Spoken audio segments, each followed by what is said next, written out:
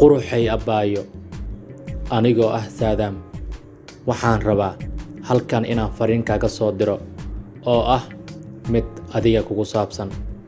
Run ahaantii abbaayo waxaad tahay qof aad igu qaali ah mana kaa fogaan karo. Run ahaantii abbaayo qurux aan la qari karin oo aan dumarba kula wadan midii loogu deeqee naftaydu damacday baa tahay. Abbaayo quruxdaada inan yahay qalbigoo waxyeelo qodax weeye igu mudan. Abbaayo macaanto aniga marna kaama fogaan karo.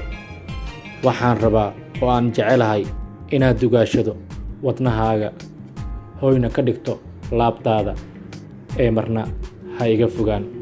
Waan ku jecelahay waana ku jeclaan doonaa marna kaama fogaan karo. Alaskama dhaaqe demanay maqalo qurux dheelitiranba rabbi ku dhameeyo dhammaantood hablo idil meedaanaadi ku dhigo dhulkan laguma rago ifkaaga ma soo dhigin.